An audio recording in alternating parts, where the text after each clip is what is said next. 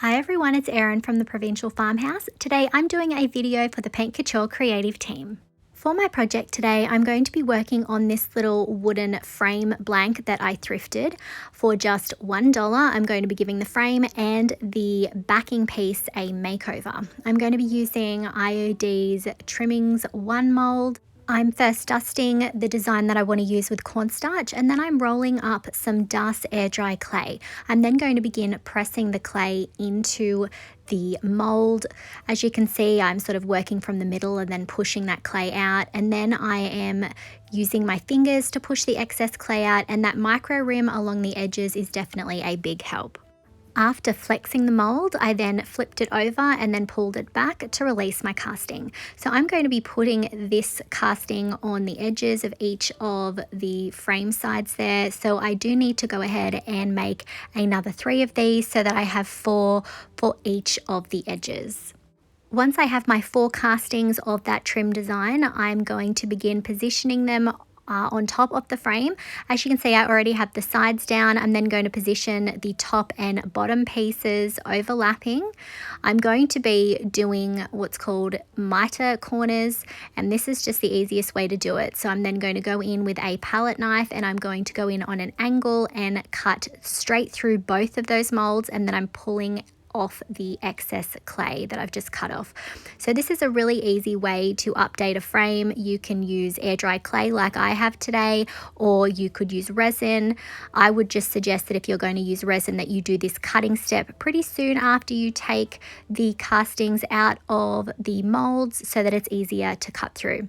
So as you can see, I have my castings ready to go, so I am then going to move on to gluing them into place. I'm using Sealy's Quickset wood glue on the back of my castings. Any kind of wood glue would definitely work here, and I am gluing these down while my castings are still wet. I don't like to let them dry before I glue them down because they can warp, whereas the glue will hold them in place while they dry, so we won't have any issues. So I'm just going to continue to glue each of those sides down, and then I moved on and took out Paint Couture's Embossing Medium. I'm going to be using that over the top of this stencil that I had in my stash.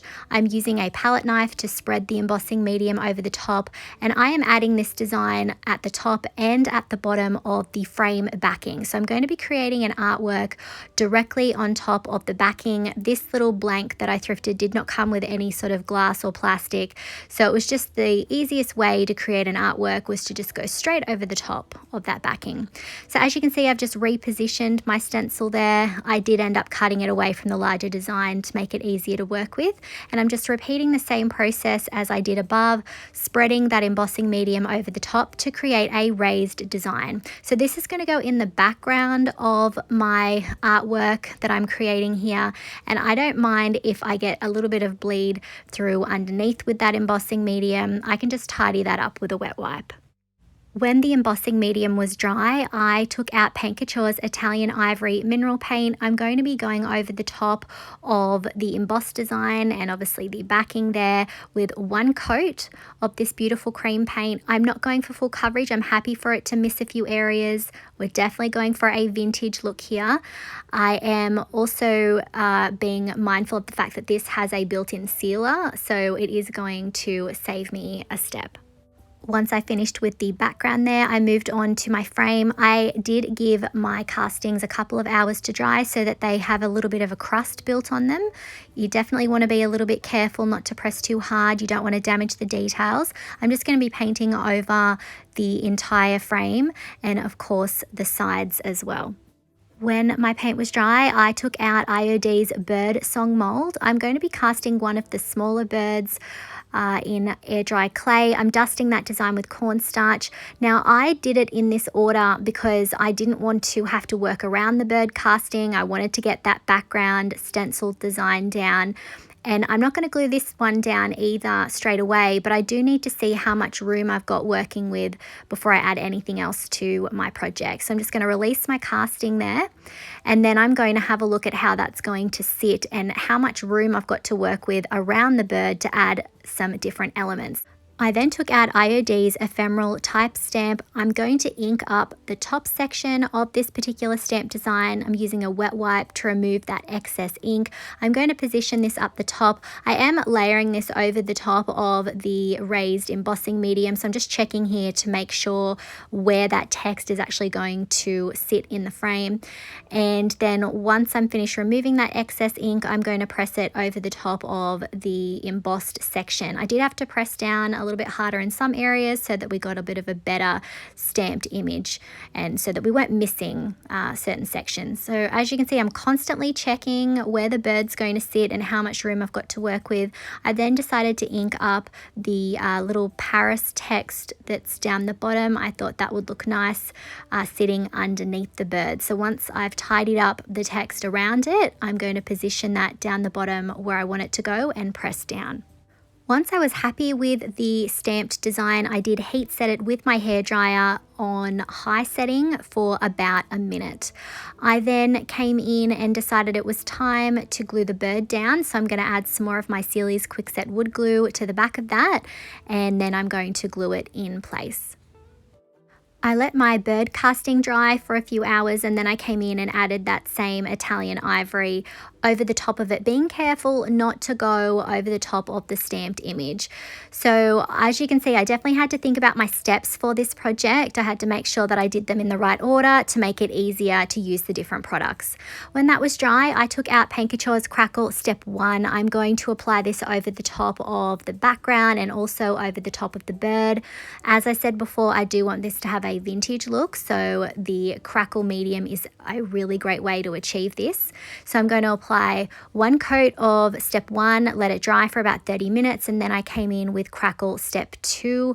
I'm applying that over the top in the same places. This is a bit of a thicker mixture, so keep that in mind when you're applying it, and try not to press too hard so that you don't disturb Step 1 that's underneath. At this point, I did use my hairdryer to speed up the drying process, and I really love the mixture of large and small cracks that I was able to achieve by applying the Crackle Step 2 a little bit heavier in some areas than others. I then put the backing back into the frame. I'm just going to position that there and then move those little black tags over to hold it in place. I'm doing this because when I come in with glaze next, I want to be able to get that build up around the edges. So I'm using Paint Couture's Van Dyke Brown Antiquing Glaze, and I'm going to begin with the center section. As you can see, I'm running it over the top of the background and the bird, obviously. I am going to be working in sections, focusing on the center first. And as I said before, I put it back into the frame. I put it back together so that I would get that lovely build up of glaze and age in the corners and on the sides. I then went in with a wet wipe and started removing the glaze. As I'm pulling it away from the background, I'm seeing all those beautiful cracks appear from the Crackle Medium, and obviously I love the way that it sits down into the details of the IOD mould in the center there. I then moved on to adding it to the frame around the outside. My main goal for the frame was to see how it would look just as is with just the glaze and have it defining the castings, but it felt a little bit plain, a little bit washed out, so I did decide to move on to using Paint Couture's Royal Gold. I am going to be working these pigments into the cracks there. I wanted to see if maybe adding the gold pigments into the cracks would be enough of a contrast, and I could just leave everything else as is. And while I still really love this effect, it's a nice little pop of color, I do end up deciding to make some changes to the frame shortly. If I inspire you to try any of the Paint Couture products used in today's video, I would really appreciate it if you would use my affiliate link. You'll find it in the description below. Once I finished applying the pigments, I then took out Paint Couture's Bronze Lux Metallic. I decided that I would go in over the top of the frame details. I began by just adding it to some of the high points, but you will see that I ended up going in quite a bit heavier so that we would have more of a bronze frame. I just felt like the center part and the frame, it all sort of felt a little bit washed out being all the same color. So I really wanted to bring in a little bit of a contrast, and adding bronze to the frame I think definitely achieved that, and definitely still maintained that look of a sort of vintage artwork. And here's a look at our thrifted frame makeover.